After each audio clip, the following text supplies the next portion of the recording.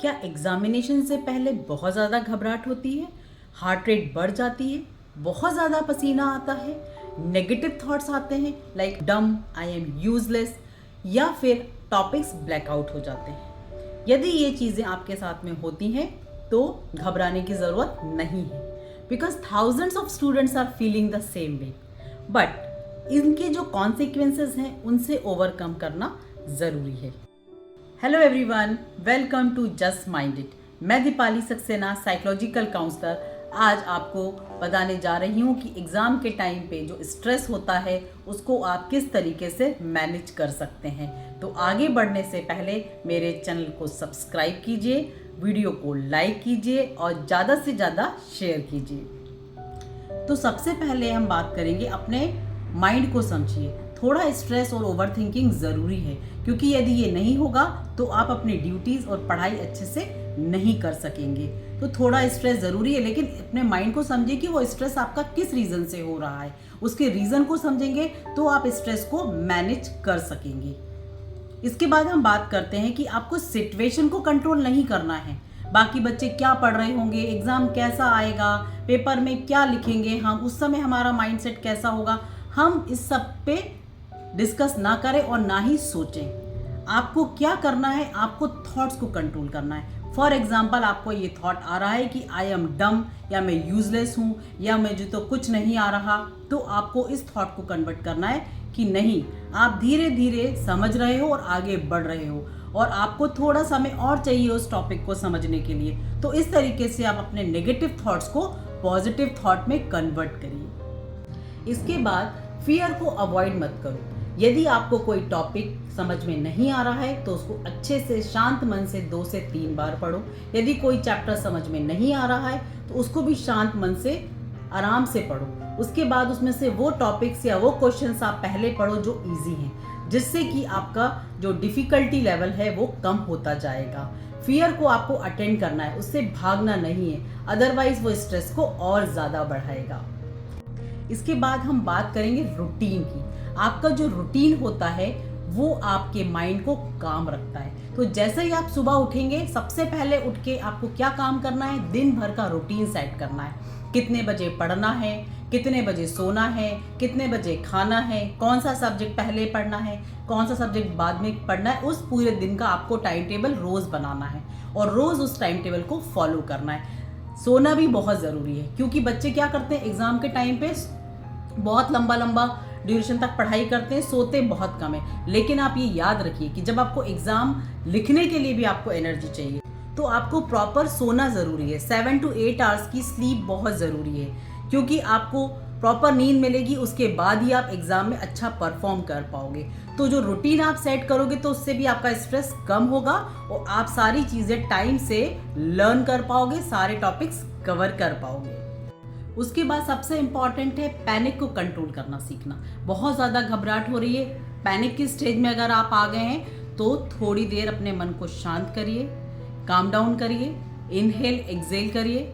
उसके बाद में ऑब्जर्व करिए कि आपको किस चीज़ से पैनिक हो रहे हैं आप। उसके बाद में शांत मन से आपको आगे बढ़ना है। Your marks does not define your self worth. Means marks कम ज़्यादा आने से आपकी वैल्यू कम नहीं हो जाती है, या आपकी वैल्यू ज़्यादा नहीं हो जाती है। मार्क्स जो है वो सिर्फ आपको उस पर्टिकुलर नॉलेज के बारे में बता रहे हैं कि उस पर्टिकुलर टॉपिक के बारे में आपको कितना नॉलेज है। A single piece of paper can not decide your future. तो मार्क्स कम या ज़्यादा आ रहे हैं उससे आपकी वैल्यूज़ में कोई फ़र्क नहीं पड़ रहा है।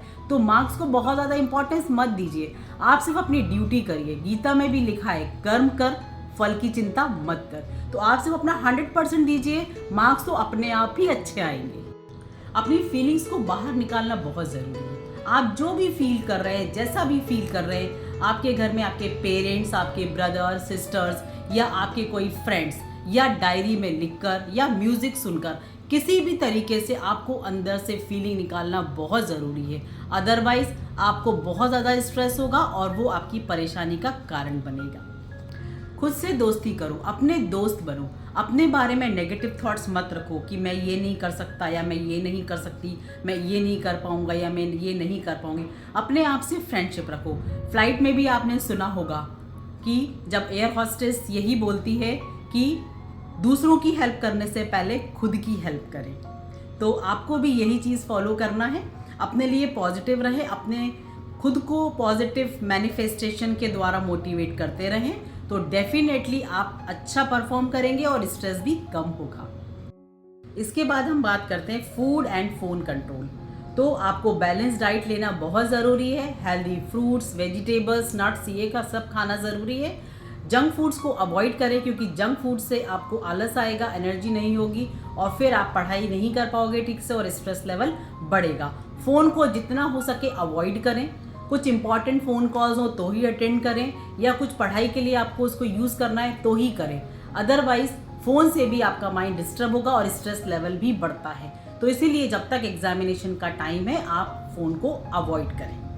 Last but not the least, examination hall strategy. सबसे पहले तो आपको एग्जामिनेशन हॉल में टाइम पर पहुंचना है। उसके बाद आराम से बैठो, take a deep breath, 5 times inhale exhale करें। उसके बाद शांत मन से क्वेश्चन पेपर को रीड करें, समझें कि क्या क्वेश्चंस हैं, आपको कितने अच्छे से आते हैं। तो जो सबसे पहले से आपको क्वेश्चंस आते हैं उनको सबसे पहले सॉल्व करिए, जिससे कि आगे आने वाले क्वेश्चंस के लिए भी आपको कॉन्फिडेंस आएगा और आप उनको भी अच्छी तरीके से सॉल्व कर पाएंगे। और यदि पैनिक की स्थिति बनती है, बहुत घबराहट होती है, तो आपको मैंने बताया है इनहेल एक्सेल स्ट्रेटेजी आपको अपनाना है, जिससे कि आप अपने स्ट्रेस लेवल को कंट्रोल कर पाएंगे। लास्ट में बस यही कहना चाहूँगी कि एग्ज़ाम्स जो हैं वो आपकी मेमोरी टेस्ट करते हैं, आपकी वैल्यू या आपका इंटेलिजेंस लेवल नहीं।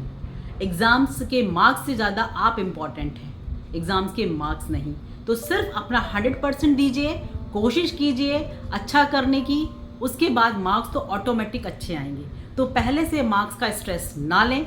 और सबसे इम्पॉर्टेंट एडवाइस मैं आपको ये करना चाहती हूँ कि आप एग्जामिनेशन हॉल से बाहर आएंगे तो no discussion of the question paper, ना फ्रेंड से, ना आप घर पे आके उसके आंसर्स चेक करेंगे। छोड़िए, जो आप लिख कर आ गए हैं उसी के हिसाब से मार्क्स आने वाले हैं। आगे वाला एग्जाम है उस पर कॉन्सेंट्रेट करिए, कोई डिस्कशन मत करिए। घर में आके भी आंसर्स देखने की ज़रूरत नहीं है, स्कूल में भी बच्चों के साथ में डिस्कस करने की ज़रूरत नहीं है।